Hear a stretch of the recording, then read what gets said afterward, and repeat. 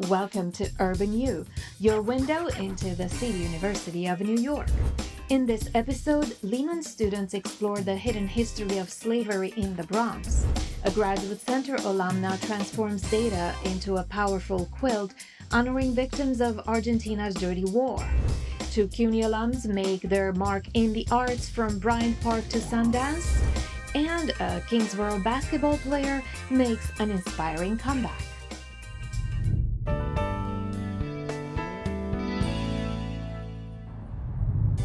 For generations, the stories told about Van Cortlandt Park in the Bronx centered on aristocrat Jacobus Van Cortlandt and his dynastic family. But CUNY students and staff are revealing the untold stories of enslaved people in that part of the colonial Bronx and beyond. A lot of people think that big slavery was in the South. No, Van Cortlandt had enough going on their plantation to send ships all the way to East Africa.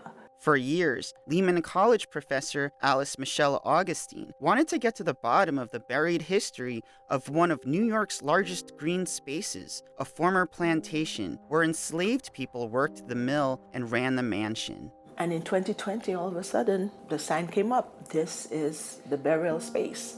And it was miserable space. It looked awful. She later crossed paths with the Van Cortlandt Park Alliance and expressed her dismay about the enslaved African burial grounds' lack of upkeep. And they agreed to have my students come in and volunteer to take care of the space. Audrey Adon Rosario, a Lehman College honor student, had suspected sordid details were hidden at the Bronx's oldest house. And so when Professor Augustine brought up the idea of this space, I was very, very taken by it, especially since I had some questions about the lives of enslaved people at Van Cortlandt Park stemming from way before, like a couple years before, like in my middle school, high school journey. She is now president of Students Uplifting Ancestral Spaces, or SUAS, a Lehman College student group that honors the memories of the people who toiled on the Van Cortlandt estate. It took off after students organized spoken word poetry readings on the site. They would go there as a way to really express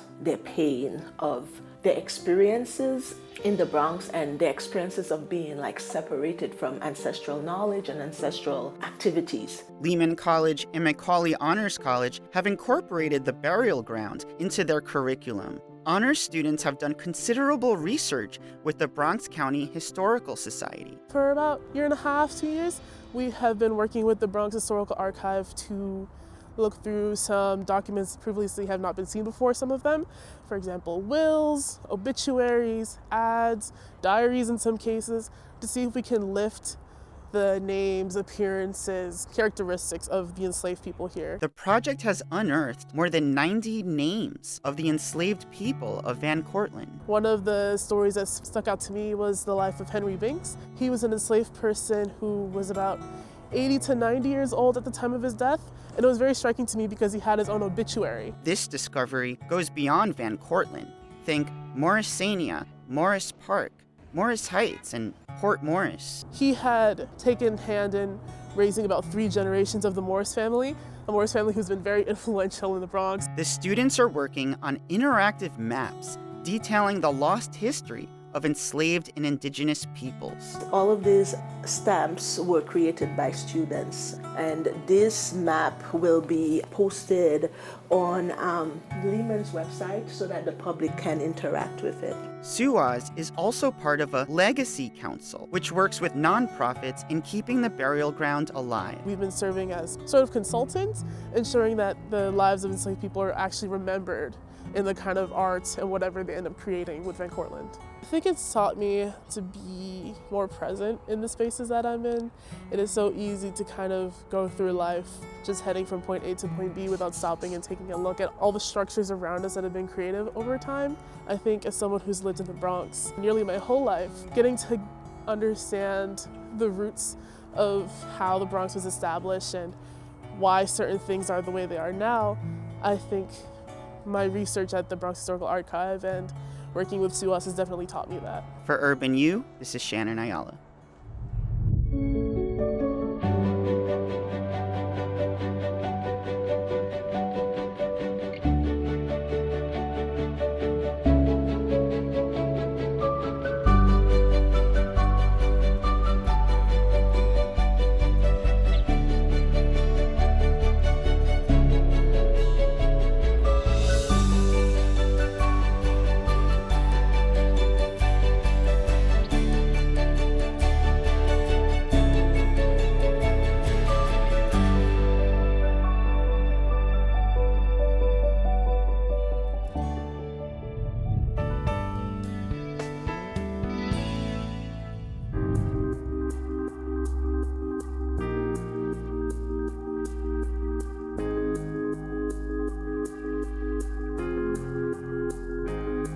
So this piece is called Donde Están, which is Spanish for where are they? The logo, this large headscarf logo, is the logo of the Madres de la Plaza de Mayo. From the very beginning of the disappearances in 1976, the mothers were going to La Casa Rosada, which is the Argentine White House, and saying, where are they? Where are our children? Where have they gone? They've been marching every Thursday afternoon with these white headscarves on, so that's become their symbol, with the names of their children embroidered on the back, and they're looking for their disappeared children. The entire size of the quilt is 100 by 75 inches, and it is exactly that size because if the entire quilt had been made of half-inch squares, there would be 30,000 half-inch squares on the entire quilt. There are 5-inch squares here of a 10 by 10 grid, and each one of those is 100 people. So that was how I started. I started cutting strips of certain lengths and sewing them together. But the percentage of each color of fabric is not random. There's a legend over here. You can see that, for example, this particular pink represents a person in their 40s taken from the years 1978 to 83. So it's mostly yellow because the yellows are the 20 to 25-year-olds, and the era of the mass abductions were 76 and 77. That's why those colors in the center are more represented in this light-colored area. The background is black because we don't have information for these people. I believe they exist and they have disappeared, but there is no database, there's no place to find these people. So sometimes there are little squares because we have some information, families have come forward, we know some names of people who are not on the official list, but not all. So that's why some of the pieces are larger. I've really created this dichotomy between the official numbers and the recognized numbers to show this difference. Scattered throughout are hand-knotted French knots. These little French knots represent a pregnant woman who had a child, and that child was taken. The government in their database acknowledges 382, I think, babies who were taken in captivity. But again, human rights organizations acknowledge 500. So that's why there are French knots out in this black area as well, because we know that there were babies taken. Now, the movement of the Madres de la Plaza de Mayo has been converted into something called Las Abuelas de la Plaza de Mayo, who are the grandmothers. So those 40-year-old mothers who lost 20-year-old children are now 85, and now they're looking for their grandchildren. So they still march every Thursday afternoon at 3:30 in the afternoon. They're still looking for their grandchildren. I am from Argentina, and I'm Jewish, so I grew up with an understanding of the Holocaust and of this concept of a government that can disappear people off the street. I know the history of the Dirty War and the desaparecidos. We were in Argentina in 1979. It was so hush-hush what was going on, we were just told not to talk about it. So my uncle and my grandfather, my father's family are communists.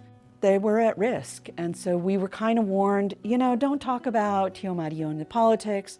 I wasn't going to anyway, but that was really the only warning we got. Now, 40 years later, looking at it and doing this research, now I understand the risk that we were at. It would have been horrible to have exposed my uncle's politics. And I didn't know when I started this quilt end of last fall, that with the second inauguration of the Trump regime, that we would actually have people disappearing off our streets. So it's tragically timely. I really thought I was making a historical piece, but it's horrifyingly timely.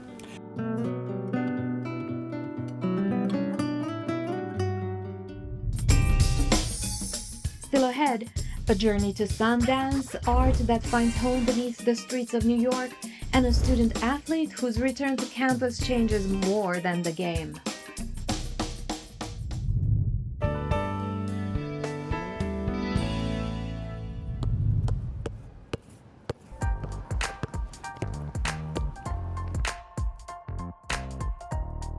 Basketball keeps me going, actually. It still keeps me pushing. I consider it still a privilege to play. A privilege to once again pursue a passion that student athlete Justinna Boatwright gave up 15 years ago after dropping out of York College to help support her mom and 7 siblings. My mother, a single mother of 8 kids. I started working and I wanted to help support her. So from there, I just like, all right, let me just work. A noble decision that weighed on Justinna over the years. My uncle and grandma had passed away like 5 years ago in the same year. So I'm just like, nah, their goal and dream was for me to finish college. And they knew I was playing basketball too, so I might as well just do that. So the 35-year-old decided to pick up a basketball and go back to school at Kingsborough Community College in Brooklyn, where she joined the women's basketball team as the oldest and one of the most valuable players, who helped to lead her young team full of freshmen to a regional championship, which they only lost by 1 point. She really helped lead these girls. Like, you know, she's been around the game quite a while, and she helped lead them in the right direction, because a lot of kids have bad habits, especially coming out of high school. They call her auntie. She provides more of a, not just a friend figure, but also a person that you can look to for consoling, understanding. The age group is a big difference, but I'm more like a player and a coach to them. So it's like, I'm learning and I'm helping teach at the same time. And the role model is teaching her teammates more than just basketball. It's a lot of responsibilities, especially when you come into school, traveling. I also taught them to make sure you guys keep up with your classes. The grades come first. So I was on the dean's list and everything too. So it's more about your grades and basketball. So always put that first. And if y'all get an opportunity, take it. Advice Justinna lives by as she juggles sports, school, and work, holding down 2 jobs as a supervisor at both UBS Arena and City Bike. I don't know how I do it, but I had to manage and figure it out. The dedicated student athlete values her CUNY education and hopes to inspire other older students looking to return to school. If you have the opportunity to get in school, get your financial aid and everything, just do it. I feel like you just push yourself, you can do it. Put your mind to it, you can do anything. The scholar athlete will continue to pursue her passions both on and off the court at Lehman College this fall. For Urban U, I'm Susan Junn.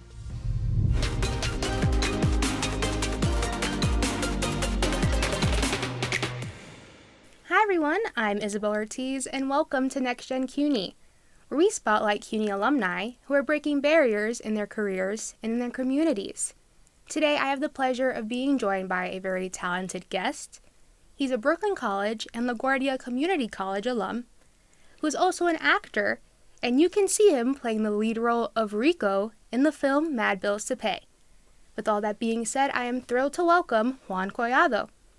Hi Juan, thank you so much for being here today. Hello, how you doing? Thank you for having me. Of course, I am so excited to talk about your whole career so far and Mad Bills to Pay. So where did your love for acting start? It would probably be Jesus, and when I played Jesus in St. Barbara's. Wow. I think it was my first communion. Okay. And I remember it because it was, I guess, growing up, and just in general, they looked at it as like guys were like kind of shy to like, act or whatever, okay. like wanting to act. So they used to ask us, who wants to play this guy character? Da, da, da.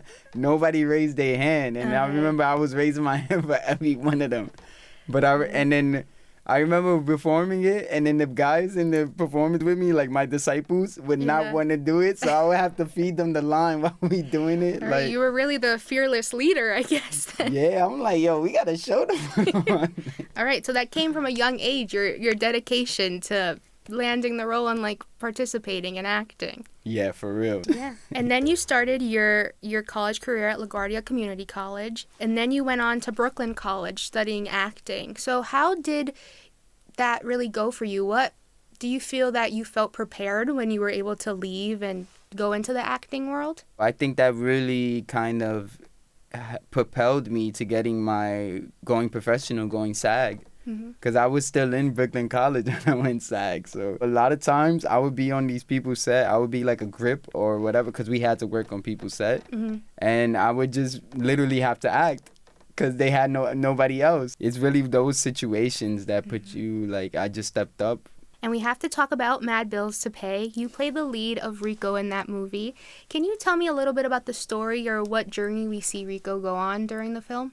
Yeah, I think it's the escape from teenage to young adult, because he's 19, but he also turns 20 in the movie, so he kind of has that gap. Yeah. And the film opens up and we find out that Rico got his younger girlfriend pregnant. Who is she? I'm about to be a father! The way the movie starts is with his family, and then now you're seeing how he's branching off from his family into creating his own family, and how that world kind of collides. And then they actually have to come together at points in the movie. Sometimes it don't work, but that's the day-to-day aspect of it also. Like, this is a growing thing. The film at Sundance won the next Special Jury Award for Ensemble Cast. That is incredible. Congratulations. But what was it like for you to win that award, especially because it acknowledges this Latin cast, this background that is like your own? I think it's very legendary in my eyes. Like, you don't see that with Dominicans at all. Like, Dominican art in America, like, you don't really see it propelled on that type of stage. So for us to get rewarded, like, and all of us are Dominican, like all four of us that got the award. So it was very prideful. I like that a lot. This film has taken you across the world. You've been to all these places, like you said, Berlin, London, China. What is it like for you to see this film not only get recognized at home, but also globally? Yeah, like, that's the part that kind of, like, keeps you up at night. Like, damn, like, some things you don't understand, but it's happening. Art really transcends that. People, even when they maybe not understand the language fully or understand it, because it is a lot of vernacular that it's like New York slang. Yeah, I gotta give people a dictionary for some of the stuff. Yeah. So it's very authentic in that aspect. Like, so it's very cool to see people really.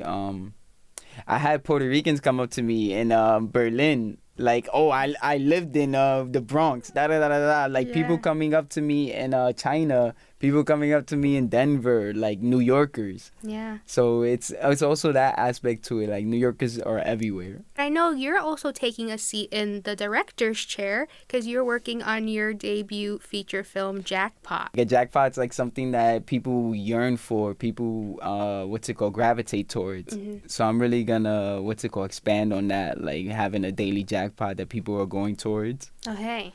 Well, I'm very interested to see how that comes out.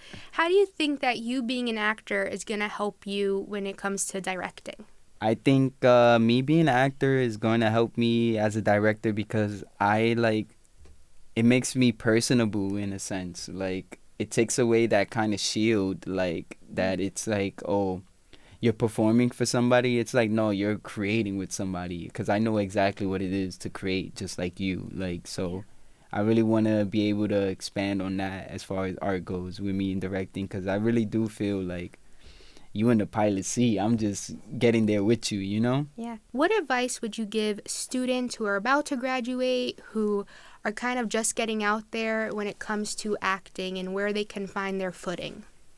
Yeah, if you're about to graduate, the best time is right now. Like, the best steps for you to do, every little thing matters. Like, I really believe in, like, that Kaizen theory, that 1% better every day. It could be 0.1% better every day. After 365 days, you're getting somewhere. So I really think working daily by daily, if you could start off with your resume. It could take you 2 weeks to a month but if you take that time to really, like, develop that, it's gonna pay in the long run. Yeah. I think that's across the board too, not just acting. I'm gonna use that advice too now. But it was such a pleasure getting to speak with you, and I just can't wait to see what you are in next, because I'm sure it's gonna be a lot. Thank you so much. This has really been cool.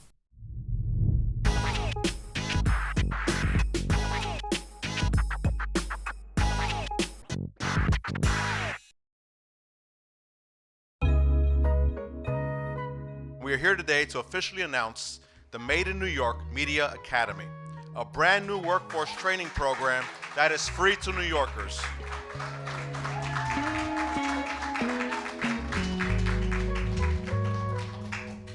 under the leadership of our mayor, Mamdani, and our deputy mayor, Julie Sue, we are focused on the workers of New York City's entertainment industries, creating more long-term and union jobs for them, opening the door to more opportunities for those just getting started, and making the city more affordable so the people who create in New York can live in New York. The Made in New York Media Academy accomplishes those goals.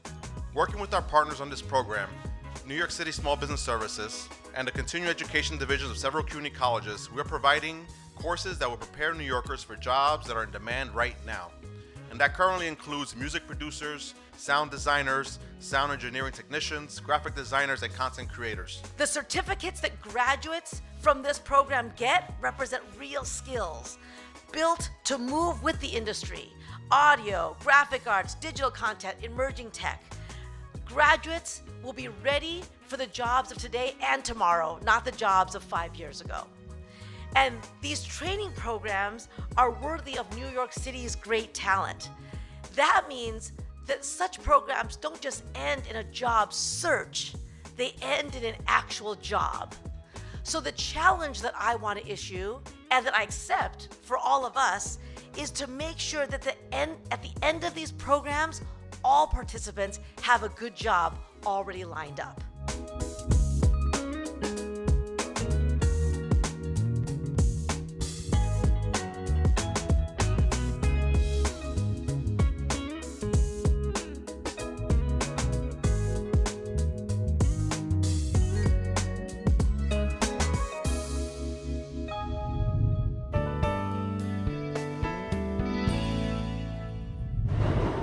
The New York City subway system is chaotic, it's crowded, and for most of us, it's a place that's only function is to get us where we're going. But for 6 months this past winter and spring, one of the busiest subway stations in the city showcased something special that thousands of people passed by daily, an art installation called #Scene, selected for the 40th anniversary of the MTA Arts and Design program. It's a photographic image-based installation comprised of 7 panels that create this infinite panorama. They are backlit, so you can see them lit up. From our very close encounter to something so small as a Dead Sea urchin, all the way into images that are created by satellites that observe our world. The artist is Lionel Cruet.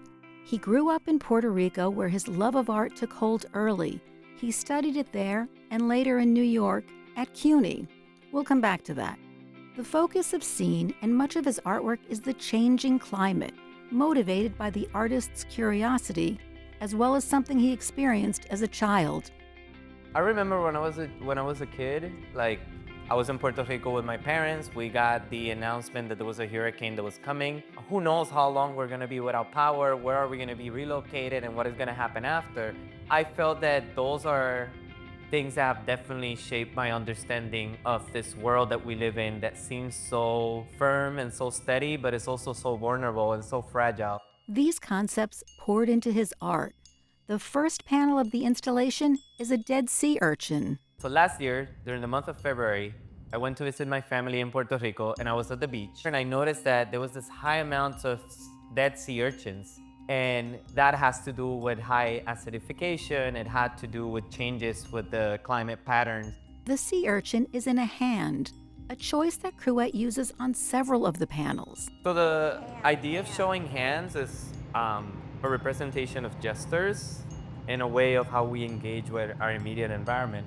So I thought that in a way of bringing that body into the work was using my own hand and hands of other people engaging with our environment. Lionel then walks us through another image in Scene. Is a piece that stands alone and is called Sunburn. This concept is so powerful that Cruet not only included it in the installation, he met us with the image of it on his own body. One of the things that I feel that definitely is the first reference that people can have to the effects of global warming, and specifically our gray star, the sun, is that we get suntan, we get sunburned. And that is our first warning that there's something there that might not be right. Lionel came to New York as a CUNY student almost 15 years ago. One of the reasons why I applied for that college and why I wanted to be able to continue my master's degree in fine art in CCNY was because there's a legacy of artists that have created a discourse around art in the most daring ways, and I wanted to be part of that. He is also bringing that curiosity and discourse to his students, because by day, Lionel is an educator. After over a decade of working, educating in a learning environments, I noticed that there's a population that have a need, and for me is working with immigrant young adults. So I work with them developing ways to bring their artistry to the forefront. When asked what he first thought when he saw his artwork displayed so prominently and publicly, Lionel took a long time to answer and then said, belonging. That's the first word that I thought. I live in this city in and out for almost 15 years. This is a reassurance, a gift that I'm giving to those commuters that are passing by. The installation is no longer on display. The light boxes that encased scene have been removed. They're gonna be replaced with new LED screens. If you were able to see it, then it was seen. If not, there might be another time where you engage with some of these images. Again. For Urban U, I'm Linda Simidian. That's our show. Stories from across CUNY, powered by students and driven by ideas that shape our city. See you next time.